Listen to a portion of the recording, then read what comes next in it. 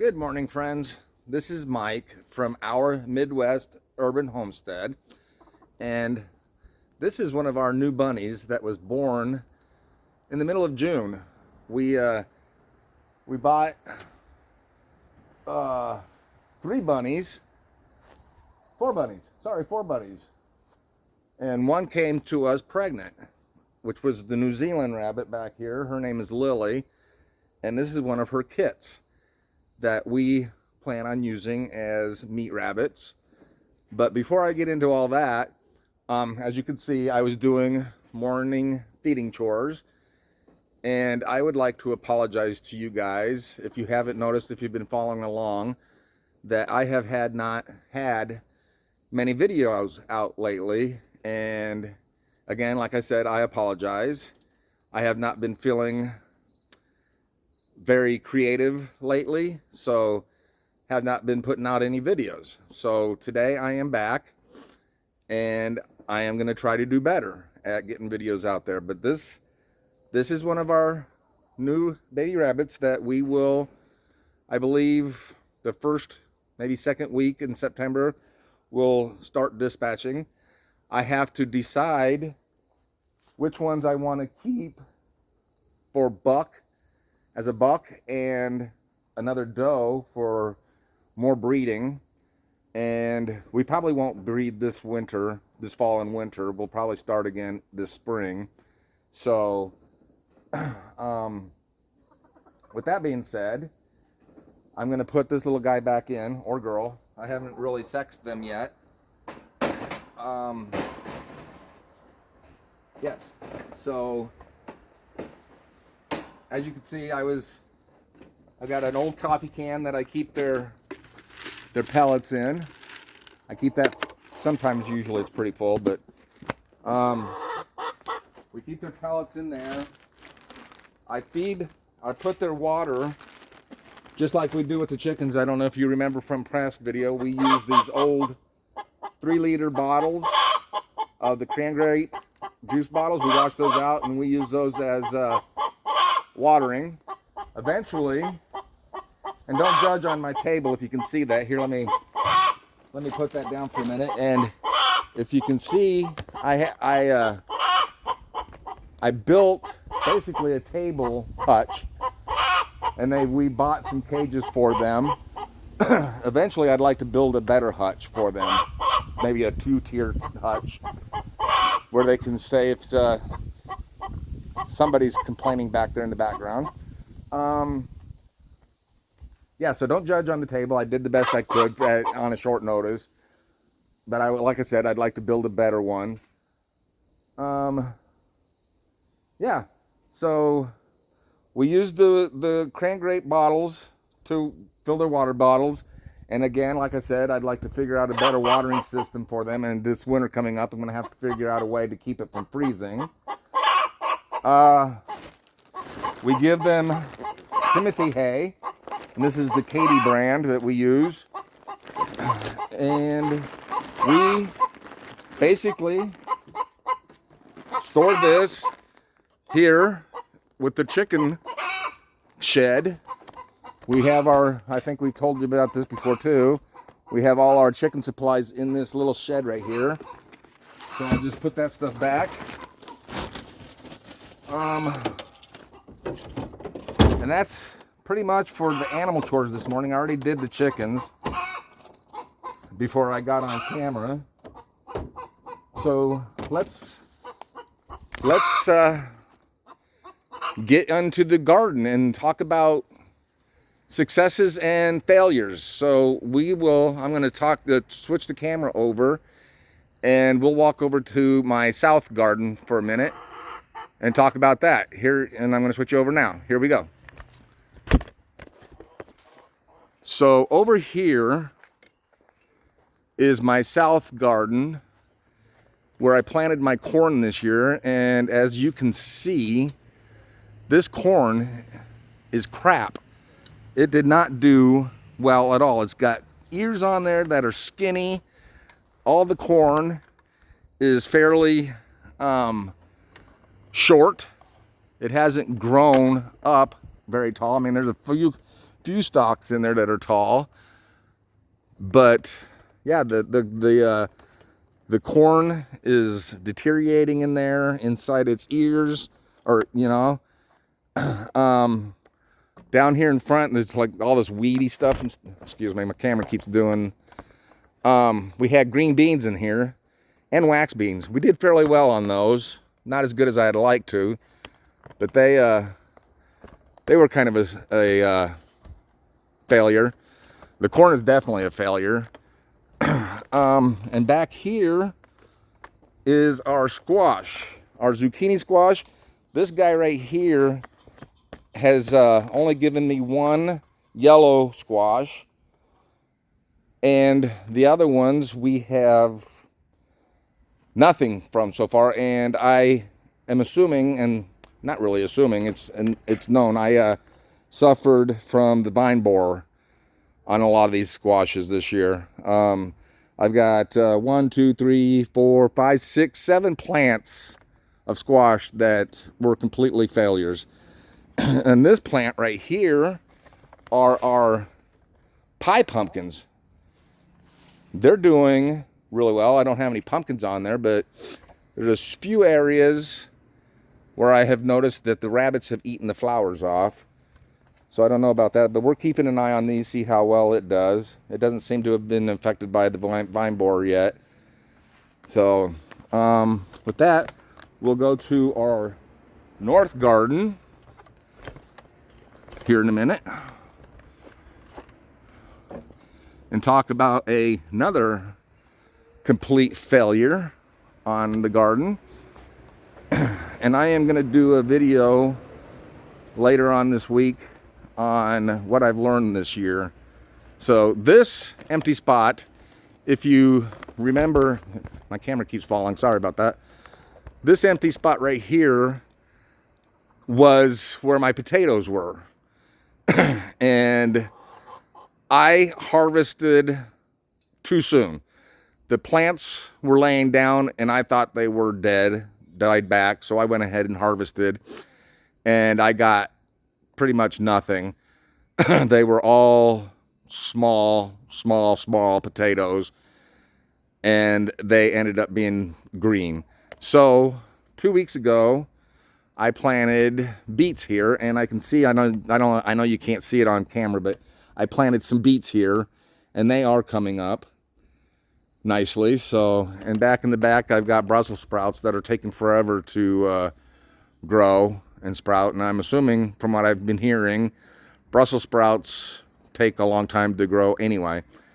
And along this fence line going that way, I had cucumbers, and I learned this year that you do not plant cucumbers next to potatoes because they are competing for the same nutrients, and that's maybe why my potatoes didn't turn out the way they turned out also.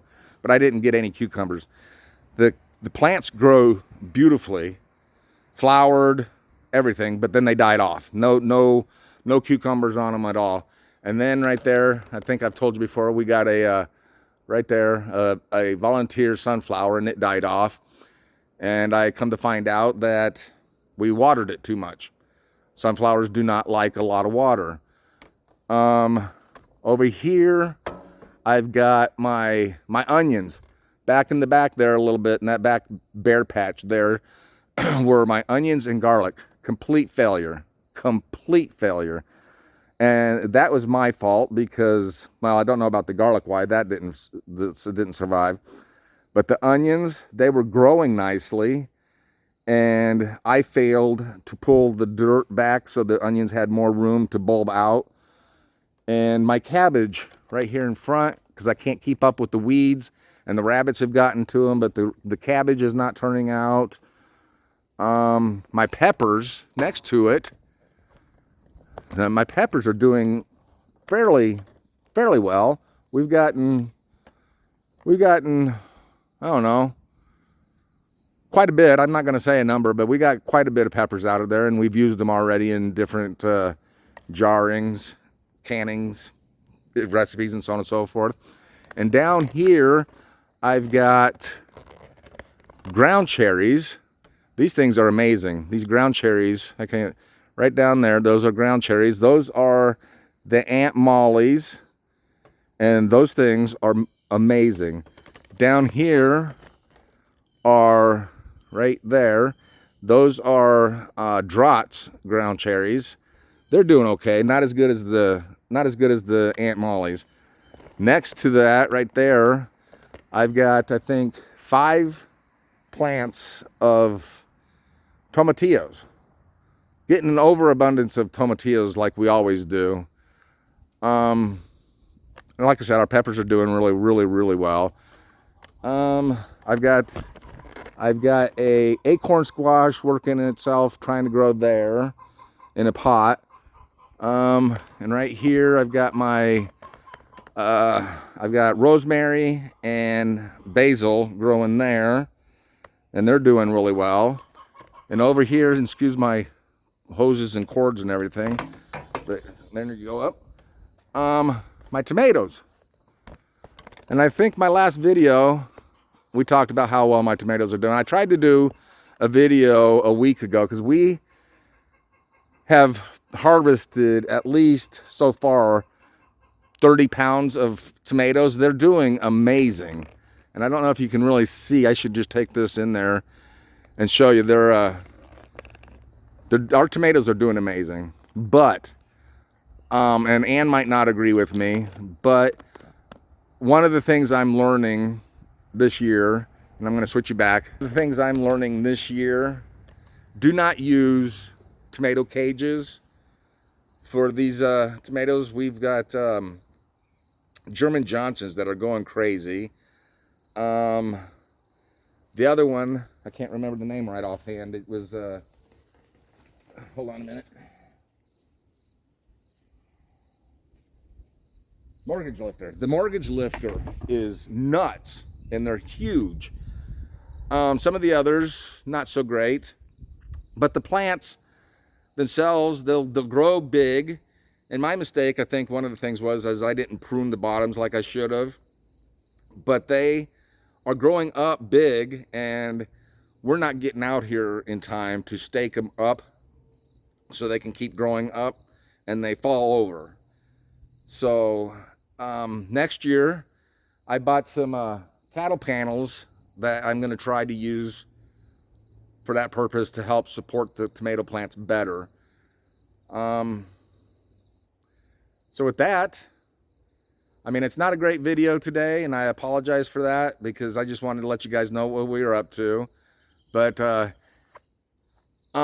yeah, here, I'm going to bring my camera together and we'll go into the garden here for a minute, and I'll show you those tomatoes, how well they're looking. I mean, I can't really harvest them right now because it rained this morning, and according to everybody that I've heard, you don't harvest after it's rained or after you've watered. So, oops, there I go again. I don't know why this is keep falling.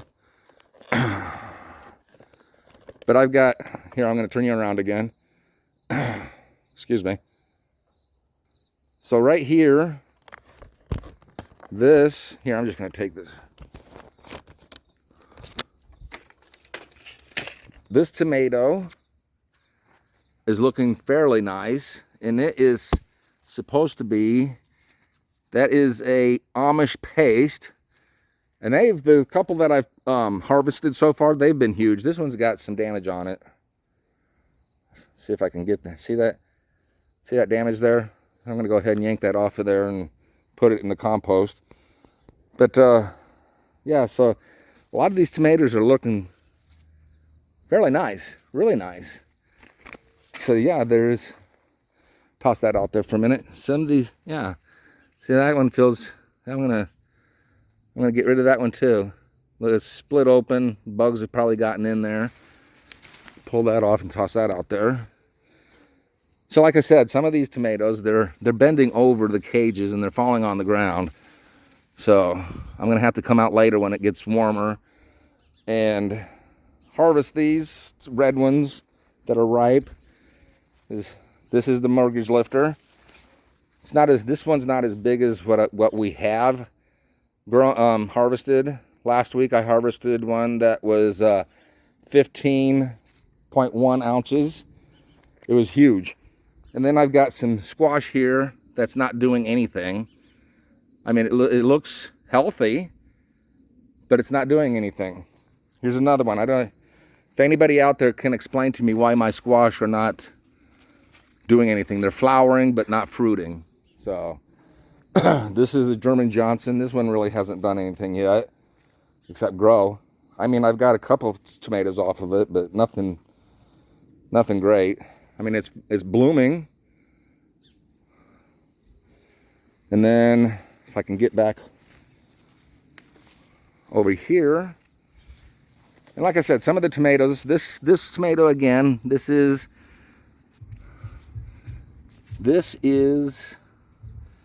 a watermelon beefsteak.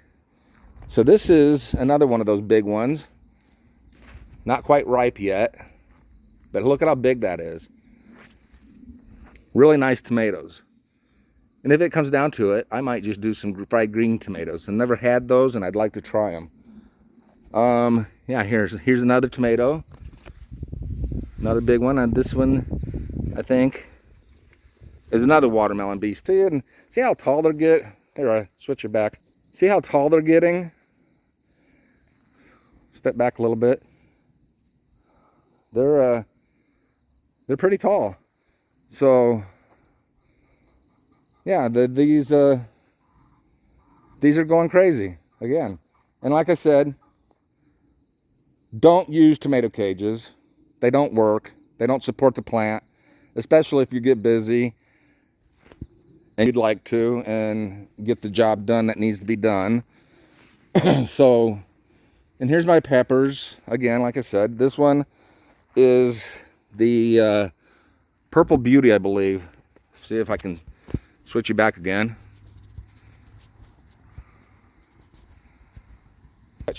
There, so this is the Purple Beauty. It's a nice pepper. We harvested one the other day. This one is the California Wonder, and it's not very wonderful. This one is not doing as great as what I thought it would do. And I think that's a bell pepper, supposed to be. This beauty right here, though, these are doing amazing. These are the large red cherry pepper. I guess they call them cherry bombs when they turn a bright red, and they are delicious. So, but my peppers, I'm not displeased with them.